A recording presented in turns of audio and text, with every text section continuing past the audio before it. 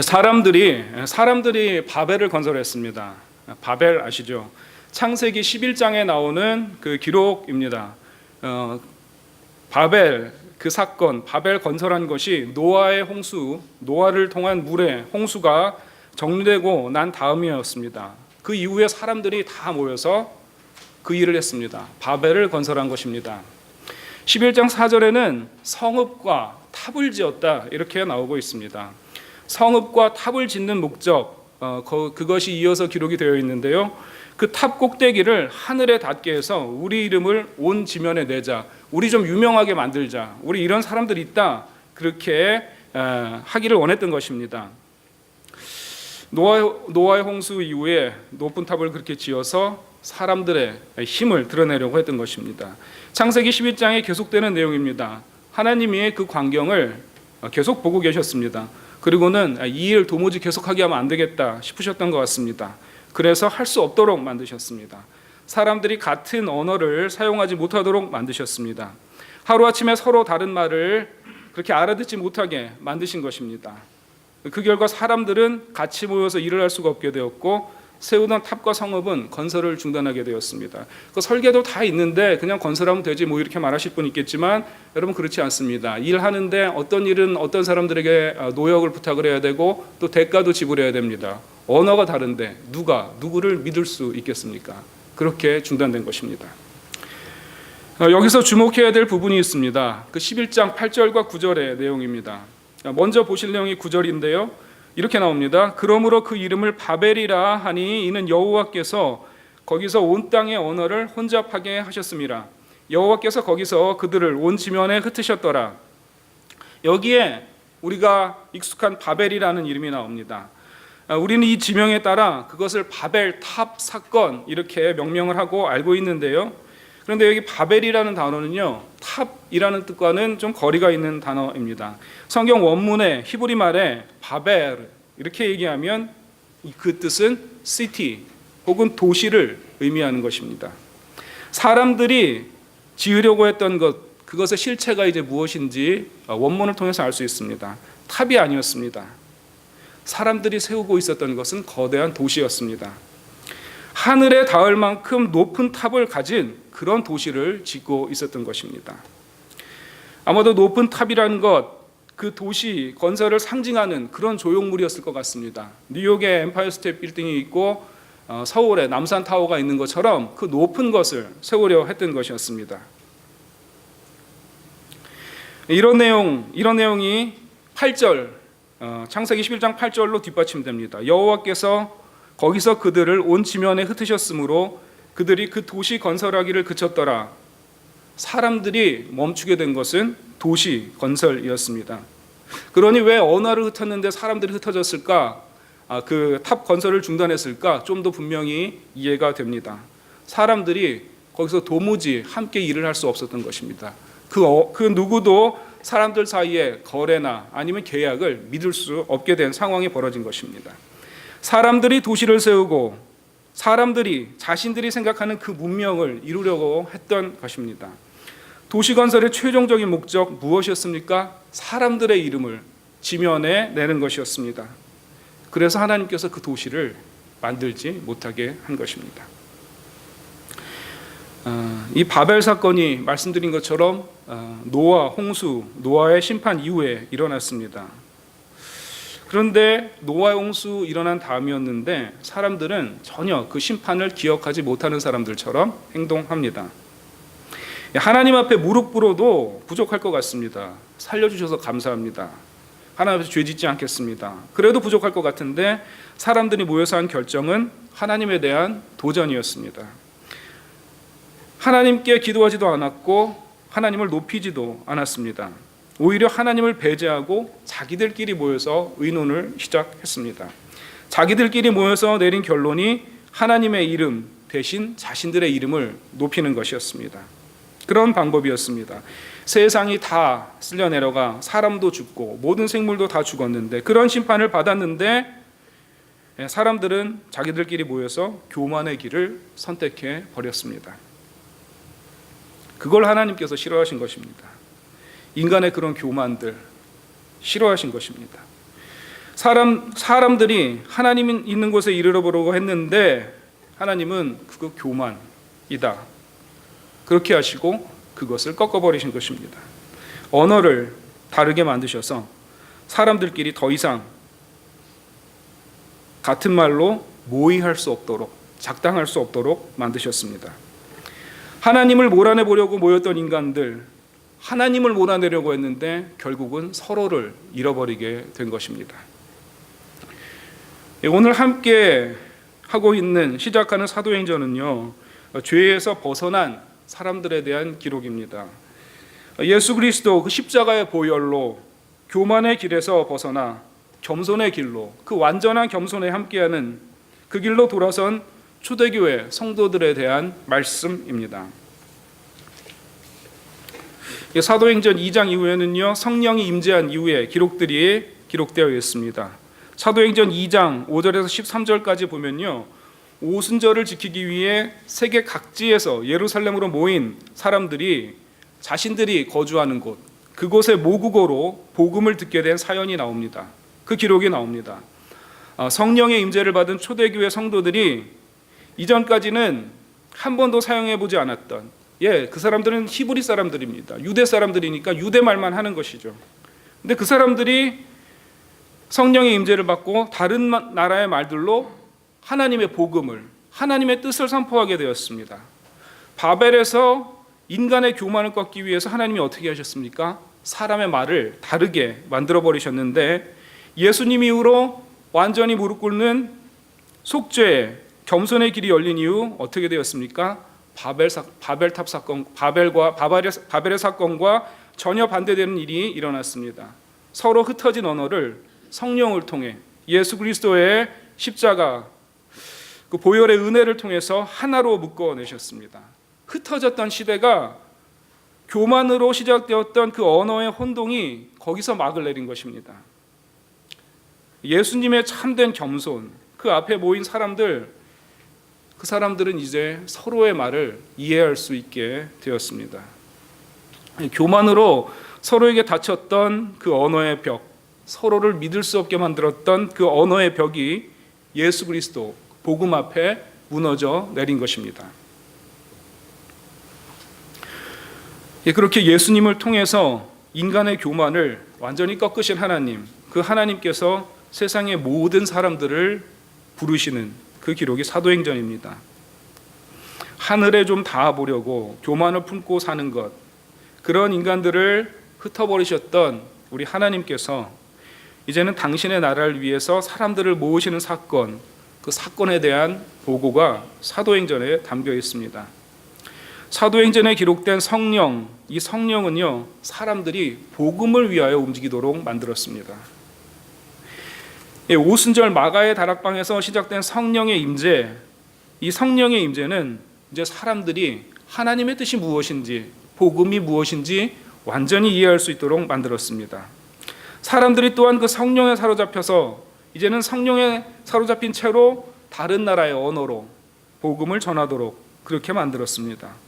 또한 성령에 이끌린 사도들은 복음을 들고 자신들의 마을에 그 경계를 넘었고 그 국경을 넘었고, 그래서 그 복음이 성령의 인도대로 지구상에 있는 수많은 땅과 그리고 족속들에게 전파되어 믿어지게 되고, 그리고 그곳에 교회가 세워지게 된 것입니다. 십자가 앞에서 인간의 교만이 완전히 끊어진 그곳, 더 이상 내가 내세울 것 없다는 것을 고백하는 그곳에 하나님의 나라가 임했고, 그리고 교회가 그렇게 시작을 하게 되었습니다. 본문에 좀 집중하시겠습니다. 예수님을 통해서 우리에게 참된 겸손을 가능하도록 만드신 것, 하나님께서 시작한 성령의 역사가 기록된 사도행전의 첫 머리가 오늘 본문입니다. 1절과 2절이 이렇게 나옵니다. 데오빌로여, 내가 먼저 쓴 글에는 무릇 예수께서 행하시며 가르치시기를 시작하신부터 그가 택하신 사도들에게 성령으로 명하시고 승천하신 날까지 이를 기록하였노라. 2절에 성령으로 명하시고라고 나오는 부분이 있는데요, 이것으로 보아서 예수님께서 하신 말씀은 그 이전부터 그리고 그 이후에도 성령으로 되었다는 말입니다. 1절에는 내가 먼저 쓴 글에 이렇게 기록된 부분이 있는데요, 그것을 보면 이 사도행전을 기록한 누가가 이미 누가복음도 썼고 누가복음과 사도행전이 이어지는 글이라는 것을 알 수 있습니다. 그러니까 구체적으로 예수님에 대한 기록을 모두 다 성령을 통해서 이루신 모든 기록을, 모든 역사를 설명한 이후에 이제 예수님께서 또 성령으로 가르치셨던 일들, 그 사도들에게 가르치셨던 일들을 또다시 이제 계속해서 써 내려간다는 의미입니다. 그러니까 사도행전을 쓰면서 일단 예수님께서 하신 일 먼저 다 기억하고, 그리고 예수님께서 하신 그 일이 또한 성령으로 하신 일이라는 것 기억하라고 말하면서 이 사도행전을 시작하고 있습니다. 이어지는 3절의 내용입니다. 그가 고난 받으신 후에 또한 그들에게 확실한 많은 증거로 친히 살아계심을 나타내사, 이제 부활하신 이후에죠, 40일 동안 그들에게 보이시며 하나님 나라의 일을 말씀하시니라. 이 말씀은 예수님께서 육신에 부활하셨다는 것입니다. 부활하신 예수님은 제자들에게 하나님의 나라에 대하여 이제 명확하게 비로소 부활하고 난 이후에 가르치기 시작하신 것입니다. 하나님 뜻에 따라 죽음의 길을 가신 주님, 그 주님을 보고서야 제자들은, 예수님께서 그렇게 그런 순종의 길을 가신 것을 보고 나서야 제자들은 하나님 나라가 우리가 생각하던 것과는 좀 다르구나, 하나님 나라가 전혀 다른 의미이구나, 그렇게 깨닫기 시작했다는 것입니다. 그 전에는 어떻게 하면 유다가 로마로부터 독립할까, 그것이 하나님 나라의 회복이라고 생각을 했는데, 예수님께서 그렇게 십자가 달리시는 것을 보고, 그리고 부활하시는 것을 보고, 하나님 나라는 우리가 생각했던 것과 다르구나 하면서 눈과 귀가 열리기 시작했다는 의미인 것 같습니다. 예수님의 죽음과 부활, 그 부활을 두 눈을 뜨고 똑똑히 바라본 제자들, 그걸 보고 나서 비로소 세상이 뒤집혀 보이기 시작한 것입니다. 그런 제자들에게 예수님은 그제서야 예수님의 부활을, 예수님의 죽음을 목격하고 나서야, 그걸 부정할 수 없는 상황이 되어서야 하나님 나라를 구체적으로 가르쳐 주실 수 있었던 것입니다. 이어지는 4절과 5절 말씀입니다. 사도와 함께 모이사 그들에게 분부하여 이르시되 예루살렘을 떠나지 말고 내게서 들은 바 아버지께서 속하신 것을 기다리라. 요한은 물로 세례를 베풀었으나 너희는 몇 날이 못되어 성령으로 세례를 받으리라 하셨느니라. 하나님 나라를 가르쳐 주신 예수님, 그 예수님께서 이제 사람들에게 성령을 기다려야 된다고 말씀하시고 있습니다. 요한복음에 나온 것처럼 성령은 예수님께서 이미 약속하셨던 것입니다. 구약 요엘서의 기록처럼 하나님께서 말세에 보내주기로 기록하신 당신의 영, 이것이 성령입니다. 이제 그 하나님의 영이 예수님의 제자들과 그리고 예수님을 따랐던 모든 사람들에게 임할 것이라고 그렇게 분명히 말씀하셨습니다. 이제 제자들은 이 말씀에 따라 성령을 기다리기 시작합니다. 이것이 오늘 본문의 대략인데요. 이 본문의 내용 중에 주목하고 싶은 한 사람의 이름이 나옵니다. 그것은 이 편지를 받는 사람에 대한 이야기입니다. 1절 말씀에 이 사도행전을 받아보는 사람의 이름이 기록되어 있습니다. 데오빌로라고 기록되어 있습니다. 데오빌로요, 내가 먼저 쓴 글에는, 데오빌로에게 전에 쓴 누가복음에 이어서 사도행전을 지금 써서 보내고 있는 것입니다. 데오빌로라는 이름의 뜻은요, 하나님이 사랑하는 사람이라는 뜻입니다. 그래서 영어의 어떤 역본에는 하나님의 친구로 번역을 합니다. 이게 왜 그러냐면 데오라는 것이 하나님을 말하고요, 빌로라는 것이 필로스, 어떤 친구를 사랑하는 데 사용하는 그 사랑한다는 단어, 하나님이 사랑한다, 그런 의미이기 때문에 그런 영어의 성경 번역은 매우 적절해 보입니다. 하나님께서 나의 친구여 이렇게 보내셨다고 의역하는 것입니다. 그런데 여기 하나의 의문이 있습니다. 이 데오빌로라는 사람이 구체적으로 실존한 인물이 아니었을지도 모른다는 것입니다. 그 가능성이 매우 높은데요. 이유는 보통 당시에 이렇게 글을 써서 보내는 것은 굉장히 많은 비용이 드는 것이었습니다. 그리고 보통 사람들은 이렇게 편지를 보내는 일이 거의 불가능했습니다. 많은 돈이 들어야 됐기 때문에 이 편지라는 것은 어느 정도 경제적 여유와 그리고 사회적 지위가 갖춰진 사람들이 할 수 있는 그런 일이었습니다. 그래서 당시에 편지글에는 보통 그 편지를 받는 사람, 수신자의 이름을 쓸 때 그 뒤에다가 온갖 미사오구를 다 동원합니다. 어디 출신이고, 어디 좋은 지역 출신이고, 또 어떤 높은 직책에 있고, 또 어떤 고귀한 성품을 가졌는지 그런 말을 촘촘하게 한 문단 정도를 씁니다. 그렇게 해서 편지를 보내는 게 보통이었는데요. 사도행전은요, 데오빌로에게 편지를 받는 사람에 대해서 그런 설명을 하지 않습니다. 그래서 여기서 내려지는 결론이 데오빌로라는 것은 그러니까 하나님이 사랑하는 사람, 그 사람들을 의인화해서 만든 이름이었을 것으로 보는 것, 그것이 많은 학자들이 동의하는 결론입니다. 하나님의 말씀을 의심하는 사람이 아니라 하나님을 진정으로 사랑하는 사람, 그래서 하나님의 친구라고 여겨지는 사람들에게 이 말씀을 보내고 있다는 것입니다. 데오빌로의 빌로라는 말에서 알 수 있듯이 친구라는 것이요, 서로의 마음을 잘 아는 그런 사이를 말하는 것입니다. 며칠 만나서 깊은 이야기했다고 친구라고 하지 않습니다. 어떤 수련회나 기도원에서 집회를 마친 다음에 친해지시는 분들이 있죠. 그래서 밤새 이런저런 얘기하고 기도도 나눕니다. 근데 그런 분들을 친구라고 하지 않습니다. 돌아오면 계속 연락할 것 같은데 연락이 다 끊어져 버립니다. 친구란 것은요, 오랜 시간 함께 시간을 보내면서 서로의 생각을 말하고 각자 있었던 일에, 서로의 일에 귀를 기울여주는 사이, 그것이 친구입니다. 중고등학교 시절의 친구들을 생각하시면 그 모습이 떠오를 것입니다.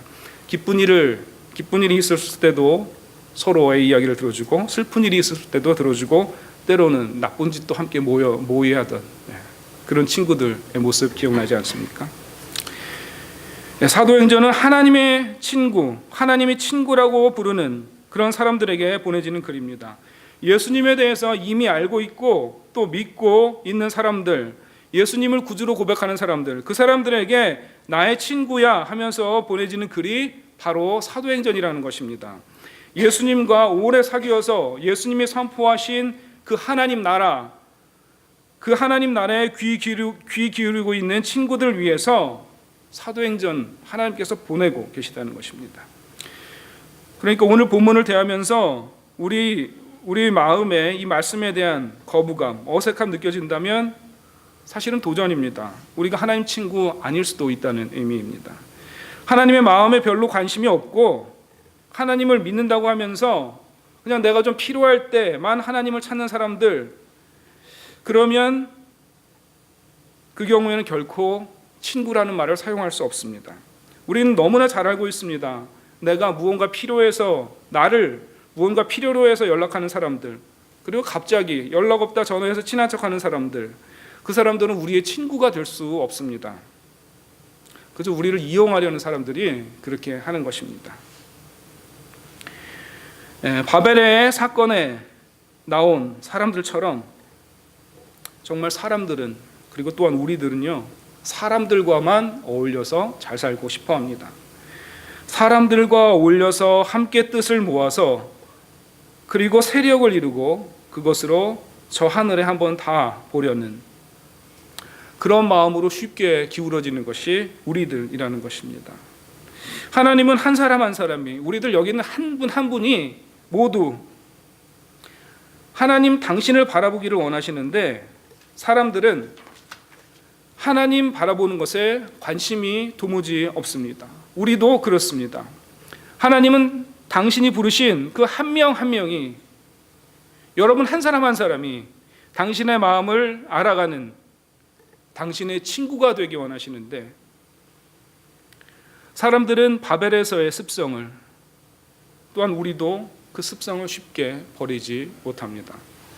하나님의 구원을 받았음에도 불구하고 하나님의 친구 되는 것, 우리는 관심이 좀 없습니다. 하나님이 부르신 사람들이 모이기는 모이는데 그저 자신들끼리만 어울려서 서로에게만 친구가 되려고 하는 것 같다는 말씀입니다. 하나님은 배제하고 하나님은 따돌리고서 그렇게 하는 것 같습니다. 이렇게 하나님 따돌리고 사람들끼리 어울리며 그것을 주님의 몸된 교회라고 우기는 길을 택하면요, 하나님 없으면요, 하나님 없이 사람끼리 친해지면요, 교회를 아무리 오래 다녀도 사도행전의 말씀 절대 귀에 들어올 수 없습니다. 또한 성경의 다른 부분들도 이해하는 것 불가능합니다. 하나님과 친구되지 않고서는 그 성경 어디의 말씀도 이해하실 수 없습니다. 그런 일 결단코 불가능합니다. 그 예수전도단에서 사용하는 기독교 커플 상담하는 책, 그 이야기를 좀 하려고 하는데요. 그 그림 첫 페이지에 이런 그림이 있습니다. 삼각형이 나와 있는데요. 삼각형이 페이지 한 반 페이지 정도에 나와 있고요. 그 제일 위 꼭지점에 뭐라고 써 있냐면 하나님, God 이렇게 써 있습니다. 그리고 삼각형 아래 두 꼭지점이 나오는데요. 한쪽에 나, 그리고 커플 상담이죠. 다른 쪽엔 배우자 이렇게 써 있습니다. 이 그림으로 무엇을 설명하려 하냐면요. 이 그림이 떠올려지시죠? 하나님, 나, 다른 사람, 저 파트너. 내가 파트너 쪽으로 가려고 하면 나는 하나님으로부터 멀어지게 되어 있습니다. 파트너 역시 나 쪽으로 오게 되면 하나님으로부터 그 파트너도 멀어지게 되어 있습니다.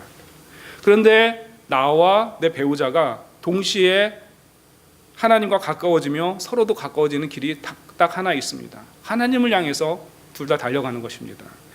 그러면 하나님 안에서 나와 배우자는 하나 되어 만날 수 있는 것입니다.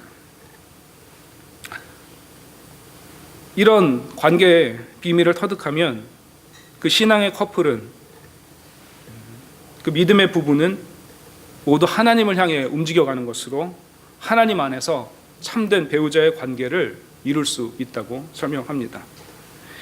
이 삼각형을 통한 관계의 설명은요, 우리 믿음 안에서 친구를 만드는 방법에 그대로 적용될 수 있습니다.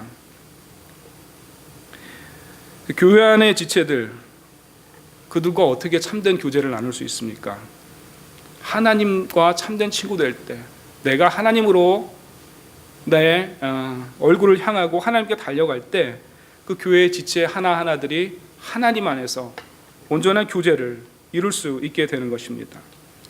교회의 모든 일들은 그러니 한 사람 한 사람이 개인이 모두 하나님의 친구가 되어갈 수 있도록 그렇게 이루어져야 하는 것입니다.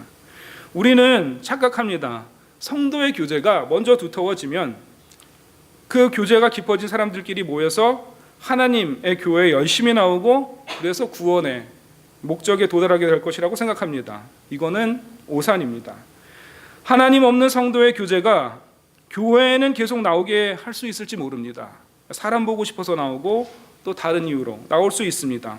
그러나 하나님 없는 교제는 결코 우리들을 진정한 친구로 만들어주지 않습니다.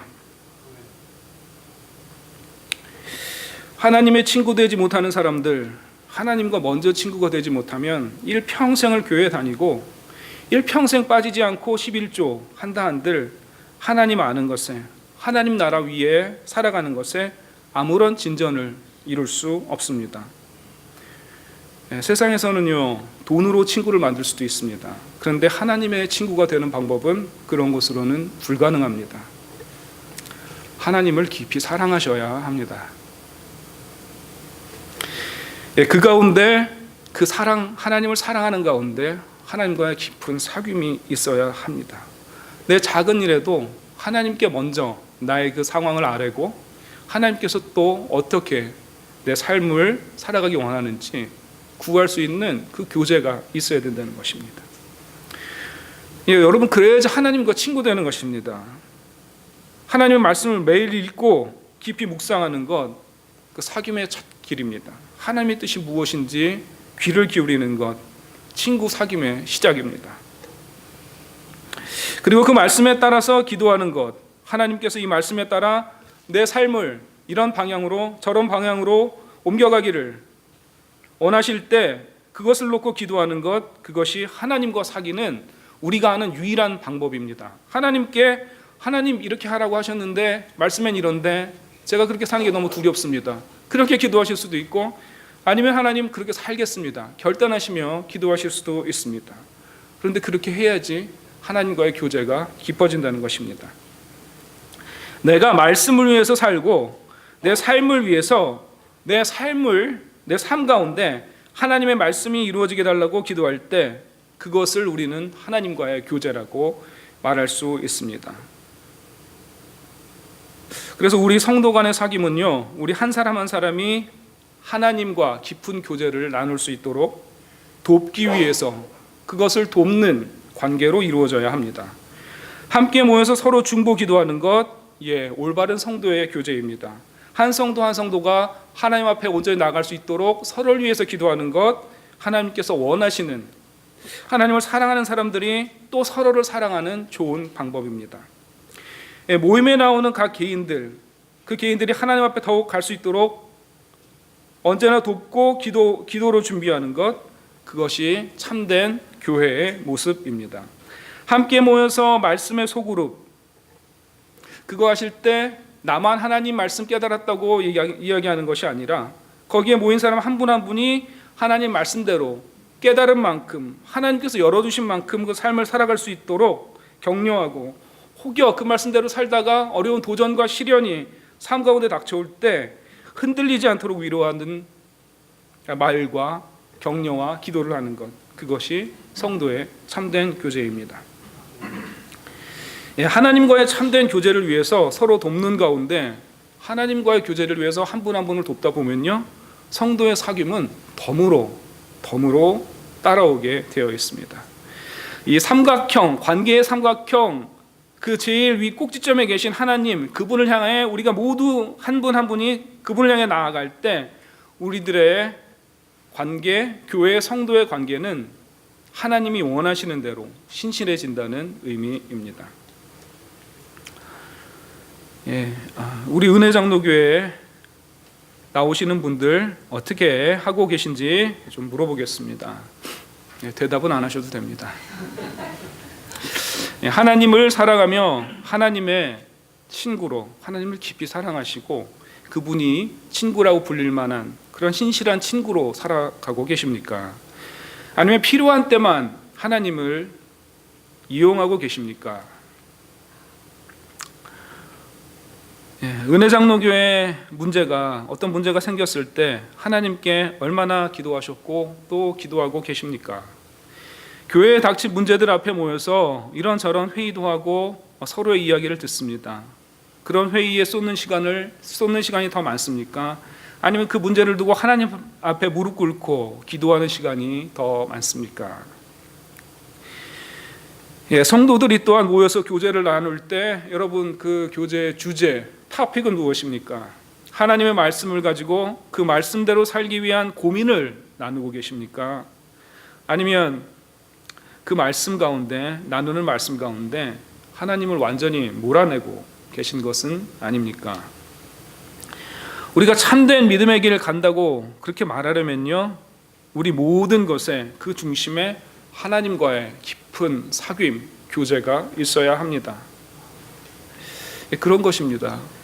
내 마음에 어떤 문제가 있을 때 하나님께 그 문제를 정말로 무시로 아뢰을 수 있어야 합니다.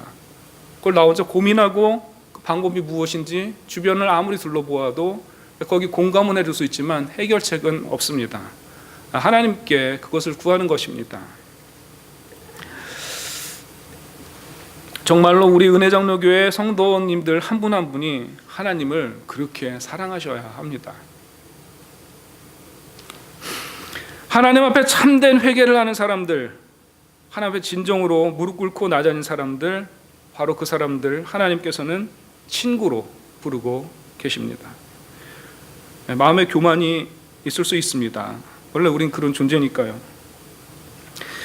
근데 그 티끌만한 교만도 내려놓을 수 있고, 또 그래서 하나님 앞에 나 자신은 원래부터 죽을 수밖에 없는 죄인이라는 사실을 인정하는 사람들, 그 사람들에게 하나님은 비로소 하나님의 속마음을 이야기하고 싶어 합니다. 하나님도 속마음이 있으세요. 그거 우리가 듣고 이해해 주기를 원하시는 겁니다. 하나님이 우리를 지으셨고 우리가 그분의 피조물에 불과하다는 사실을 기억하면서 자신을 낮추고 또 낮추는 사람들에게 그때 하나님께서 찾아오셔서 친구가 되어 주십니다. 그러니 오늘도 동일하게 십자가를 바라보시고 자신의 교만을 십자가에 못 박을 수 있어야 합니다. 예수님의 보혈을 위해서 보혈 앞에서 우리는 결코 내세울 것이 없습니다. 초대교회의 참된 회개 위에 그 회개 위에 성령이 임했고 역사하기 시작했습니다. 그 역사한 성령으로 복음이 온 세계로 퍼져나갔습니다. 하나님께서는 그렇게 십자가 아래에서 우리의 교만을, 인간의 교만을 완전히 밟아버리신 이후에야 당신들의 친구로 우리들을 부르시기 시작한 것입니다. 하나님의 친구들을 통해서 지금도 이 땅 곳곳에 하나님 나라가 세워지고 있습니다. 사랑하는 성도 여러분, 우리는요, 여러분 우리가 누구입니까? 하나님의 친구입니다. 하나님이 우리를 친구로 부르셨습니다. 정말로 그런 말도 안 되는 일이 일어난 것입니다. 하나님은 우리의 친구 되셔서 우리가 하나님의 마음을 정말로 깊이 알아주기를 기다리고 계십니다. 그 어두운 죄악의 구렁텅이에서 우리를 살려내신 우리들의 참된 친구, 그 하나님의 마음을 아프지 않게 하실 수 있으면 좋겠습니다. 필요할 때만 연락해서 좀 이용하고 연락 끊어버리는 세상의 친구들처럼 그렇게 하나님 대하시지 않기를 바랍니다. 정말로 우리의 일생 동안 우리가 살아가는 그 모든 시간 동안 우리의 가장 친한 친구는 하나님이 되어야 합니다. 하나님과 교제 나누실 수 있기를 바랍니다. 하나님과 교제 나누십시오. 우리가 하나님 앞에서 그분의 참된 친구로 설 때 우리는 비로소 성경에 나온 수많은 신비한 일들, 손에 잡힐 듯이 이해하게 되고 그런 일들 우리의 삶 가운데 나의 손으로 이루어갈 수 있게 되는 것입니다. 세상에서 가장 좋은 친구, 하나님 그분이 우리를 부르고 계십니다. 지금도 부르고 계십니다. 데오빌로여, 나의 친구여. 하나님이 우리를 그렇게 부르고 계십니다. 하나님의 친구로 부르신 우리 한 사람 한 사람에게 하나님 나라를 향한 열정이 그 높은 파도처럼 일어날 수 있기를 주님의 이름으로 축원합니다. 기도하시겠습니다.